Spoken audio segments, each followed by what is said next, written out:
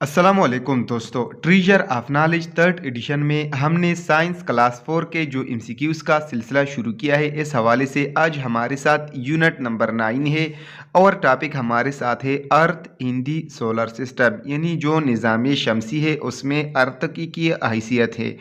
तो हमारे साथ यहाँ पे पहला है मून आर्बिट्स, यानी जो चांद है वो आर्बिटेशन करता है या गोल दायरे या मदार में हरकत करता है। दी अर्थ यानी चांद ज़मीन के इर्द गिर्द हरकत करता है। एन ऑब्जेक्ट कोई ऑब्जेक्ट या कोई भी जो ऑब्जेक्ट या चीज़ विच आर्बिट्स जो गोल दायरे में हरकत करता है प्लेनेट, यानी एक सियारे के गिर्द कोई ऑब्जेक्ट जब हरकत करता है इस कॉल्ड सैटेलाइट, तो इसको हम सैटेलाइट बोलते हैं। यानी हर वो चीज़ जो सियारे के गिर्द यानी प्लेनेट के इर्द गिर्द किया करता है, ऑर्बिटेशन करता है, तो उस ऑब्जेक्ट को हम क्या बोलेंगे? सैटेलाइट। अच्छा, new moon, when we are in the new moon phase, यानी जब हम नए फेज़ मून की जो नई फेज़ या हालत होती है तो जब हम उसमें होंगे। The moon is not visible, यानी जो चांद होगा न्यू मून वो दिखाई नहीं देगा। फ्रॉम और पर्सपेक्टिव, यानी जो हमारी आंखें उनको ये चांद दिखाई नहीं देगा।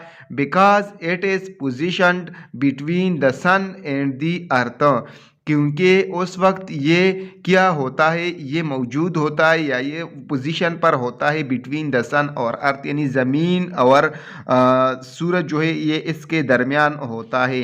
वैक्सिंग क्रीसेंट मूना, यानी जो वो मून जो क्रीसेंट यानी क्रीसेंट मून जो होता है जब वैक्सिंग जब ये पेल जाता है यानी बड़ा हो जाता है।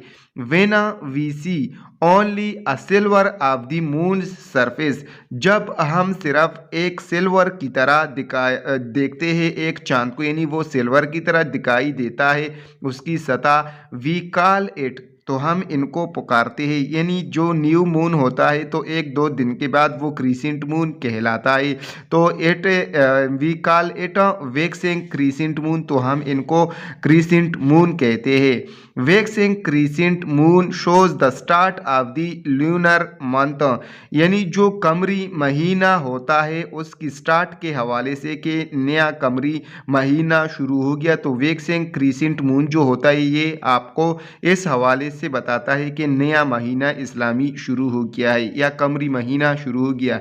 अच्छा, फर्स्ट क्वार्टर मून, यानी जिस तरह हमें इल्म है कि जो चांद होता है तो ये इस तरह गोल होता है, तो इसका जो फर्स्ट क्वार्टर होता है यानी वो 1/4 हिस्सा जो होता है। This one confuses a lot of people, यानी ये जो फर्स्ट क्वार्टर होता है इसमें ज़्यादातर लोग कन्फ्यूज होते हैं।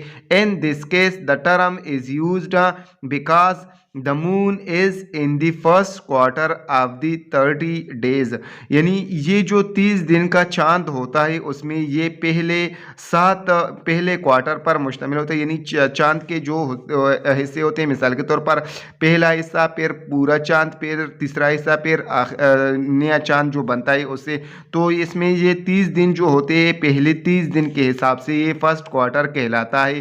Because but it appears the half full, लेकिन ये हाफ फुल आपको दिखाई देता है। मिसाल के तौर पर ये पूरा चांद है तो इसका जो हाफ होता है इसका ये वाला हिस्सा, ठीक है, तो ये इसको हम फर्स्ट क्वार्टर मून कहते हैं। लेकिन ये जो दिखाई देता है तो आधा चांद हमें दिखाई देता है। The first quarter and the last quarter moons, यानी बोथ कॉल्ड हाफ मून्स, इसका जो फर्स्ट क्वार्टर होगा या लास्ट क्वार्टर होगा जो भी होगा तो ये हाफ मून्स यानी आधा चांद जो होगा ये कहलाएगा। Happen when the moon is at 90 degree angle, जब ये 90 डिग्री एंगल के बराबर होता है। मिसाल के तौर पर हमारे साथ जो चांद है ये इस तरह, ठीक है, इस तरह जो पोजीशन है इस तरह का हो गया, तो 90 एंगल के साथ जो चांद की जो आधा चांद होगा उसको हम फर्स्ट यानी हाफ मून भी बोलते हैं और फर्स्ट क्वार्टर भी ये कहलाता है, ठीक है। With respect to earth and sun, जो अर्थ और सन होगा उसके लिहाज से जब ये 90 की बराबर होगा, ठीक है। So we are seeing exactly the half of the moon, that get hit by the sunlight, जो कि हमें हाफ मून्स दिखाई देता है, यानी आधा चांद हमें दिखाई देता है।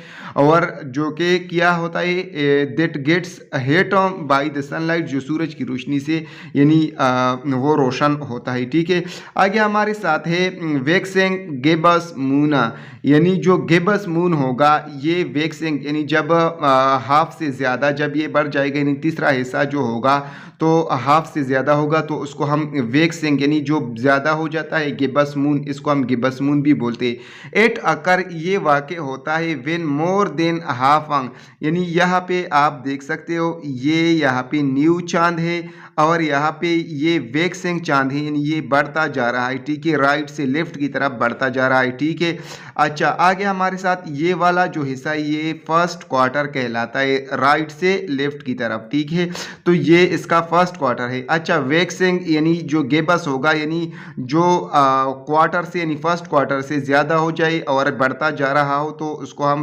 वैक्सिंग गिब्बस बोलते हैं।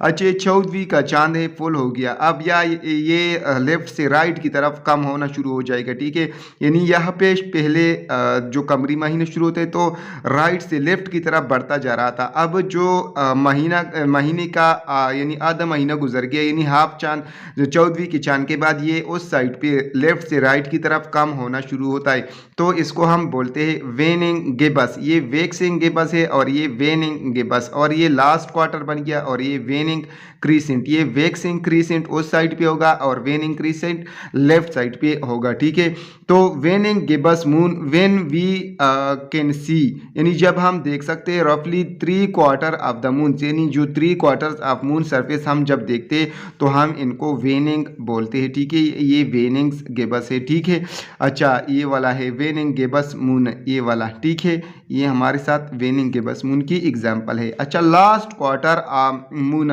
ये लास्ट क्वार्टर मून यानी लेफ्ट से राइट की तरफ जब कम होता है। ठीक है, एट एज फेज ये हालत होती है वेना, यानी ये जब half of the lit portion यानी जो रोशन हिस्सा ज़्यादा हाफ से ज़्यादा होगा of the moon is visible, यानी हाफ से ज़्यादा हिस्सा जो चांद का होगा यानी आधे से ज़्यादा हिस्सा वो विजिबल यानी दिखाई देता है after the waning gibbous phase, यानी जब वेनिंग गिब्बस फेज के बाद ये हाफ से ज़्यादा दिखाई देगा तो इसको हम क्या बोलते हैं, last quarter of the moon. वेनिंग crescent moon, वेनिंग crescent moon ये लास्ट वाला जो आपको बताता है। ठीक है, the moon is a little silver, यानी ये एक लिटल सिल्वर की तरह होती है। अच्छा ऑफ अ क्रीसेंट, यानी ये क्रीसेंट की तरह दिखाई देता है। ठीक है, यानी ये क्या होता है, स्लीवर ऑफ ए क्रीसेंट दिखाई देते हैं जस्ट एज इन नंबर 2, जिस तरह नंबर 2 पे होता है। But the illuminated part is decreasing, लेकिन इसका इल्यूमिनेटेड पार्ट जो होता है वो डिक्रीजेज यानी कम होना शुरू होता है।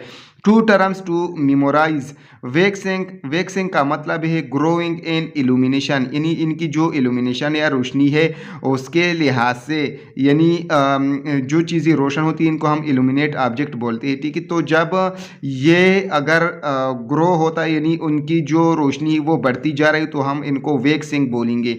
वेनिंग का श्रिंकिंग इन इल्यूमिनेशन, यानी जो इल्यूमिनेशन इनकी है उसमें कमी आ जाएगी।